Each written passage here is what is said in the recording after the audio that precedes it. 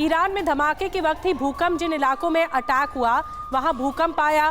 5.9 तीव्रता का भूकंप आया। भूकंप में कई लोगों की मौत हो गई, सैकड़ों जानें गई हैं, लेकिन सैकड़ों लोग घायल भी हुए हैं। और बड़ा सवाल ये है कि क्या अटैक और भूकंप का कोई कनेक्शन है? जीजी द्विवेदी, मैं आपके पास आ रही हूँ। क्या अटैक और भूकंप का आपको कोई कनेक्शन लगता है कि भूकंप एक प्राकृतिक घटना है और अटैक सोची समझी प्लानिंग है? आप कैसे रिलेट करते हैं इस चीज़ को? देखो, बिल्कुल ठीक कहा आपने कि भूकंप तो एक प्राकृतिक घटना है और जो अटैक हुआ है ये तो अपनी इजराइल या अमेरिका या सऊदी अरेबिया का मिलके हो सकता है। तो ये एक कोइंसिडेंस माना जा सकता है क्योंकि दोनों को लिंक करना बहुत ही मुश्किल है और होना भी नहीं चाहिए क्योंकि ये दो घटनाएं बिल्कुल अलग अलग हैं। पर ये है कि ये कोइंसिडेंस हो सकता है कि उसी टाइम भूकंप आया और उसी टाइम ये हमला हुआ। पर जो मेन चीज है वो ये देखना है कि इस समय अमेरिका, इजराइल और अभी देखो अब्राहम अकॉर्ड साइन हुआ था वेस्ट एशिया में जिसमें यूएई और इजराइल की डायरेक्ट रिलेशनशिप बन गई है। तो काफी ये उथल पुथल हो रही है वेस्ट एशिया के अंदर। और ये जो हमला हुआ है ये बिल्कुल पिन पॉइंट टारगेटेड हमला है। बिल्कुल। तो क्या इसे कोरिलेट किया जा सकता है? भूकंप का भी आना, 5.9 के रिक्टर स्केल पर यह भूकंप आया पूर्वी ईरान में और साथ में ये बड़े हमले होना, बड़ा अटैक होना, कैसे कोरिलेट कर सकते हैं? इस पर हम बात लगातार कर रहे हैं, लेकिन अब अटैक की 3 थ्योरी को समझना बहुत जरूरी है। थ्योरी नंबर 1, जो पहला शख्स आ रहा है वो इजराइल की तरफ, क्योंकि जो मेहमान भी यही बता रहे, कल इजराइल में हमले के बाद से लगातार भारी तनाव है। क्यों इजराइल की तरफ उंगलियां उठ रही हैं?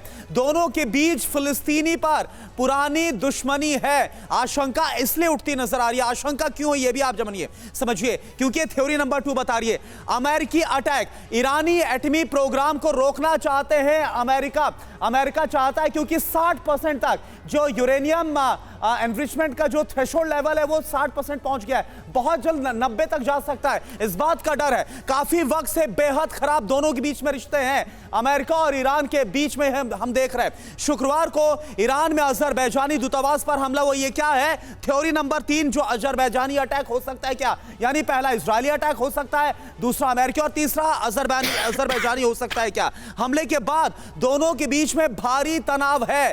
तो ये इस वक्त तीन थ्योरीज निकलती हुई सामने आ रही हैं। द्विवेदी सर, मेरा सवाल आपसे यह है, 3 थ्योरीज निकल रही हैं क्योंकि हम तो बार बार बोल रहे हैं कि कोई बड़ी सैन्य ताकत ही है जिसने हमला किया है, अजरबैजान, अमेरिका या फिर इजराइल। 3 थ्योरी में कौन सी आपको ज्यादा सटीक लग रही है?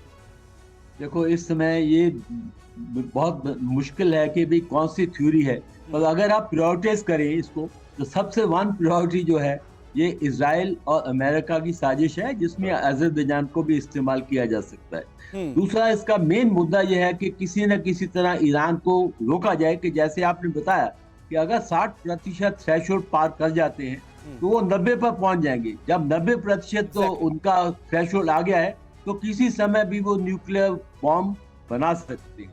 और तीसरी बात यह है कि ये कोइंसिडेंसेस भी हैं और साथ ही साथ ये तीनों जो चीजें हैं इनको आपको मिलकर देखना पड़ेगा। आप एक चीज को आइसोलेट नहीं कर सकते। लेकिन सर, द्विवेदी सर, जहां अमेरिका रूस को कहता है कि आप शांति बरतिए, इस तरह का कदम आपने क्यों उठाया? अब तो युद्ध को साल भर होने वाला है। वो अमेरिका क्या प्रेरित करेगा इजराइल को कि आप अटैक करिए? देखो, कहना कुछ है, कथनी कुछ होती है कि आप दूसरों को कुछ बोलते हैं, खुद कुछ करते हैं। पर इस समय जो ईरान है वो चाहे अमेरिका के लिए या इजराइल के लिए सबसे बड़ा खतरा है और इसके लिए वो कुछ भी कर सकते हैं। तो ये मुझे नहीं इसमें कुछ ज्यादा शक है। सुमित जी, ईरान ने कई बार आरोप लगाया है अमेरिका और इजराइल की खुफिया एजेंसी CIA और मोसाद के ऊपर। क्या ये जो टारगेटेड अटैक हुआ है जिसमें सैन्य डिपो, ऑयल रिफाइनरी को नुकसान पहुंचाया गया है, हो ना हो, खुफिया एजेंसी CIA और मोसाद की जानकारी अहम भूमिका निभा रही है इस हमले के पीछे? कोई बड़ी बात नहीं, मैं आपके बात से पूर्णतः सहमत हूँ। 2021 में क्या हुआ था, इसी तरीके का एक ड्रोन अटैक का प्रयास हुआ था ईरान में और ईरान ने इसको असफल कर दिया था। तो ऐसा नहीं कि ये जो कुछ कल रात में हुआ ये अप्रत्याशित है और इससे पहले इसका अंजाम देने का प्रयास नहीं किया जा रहा था।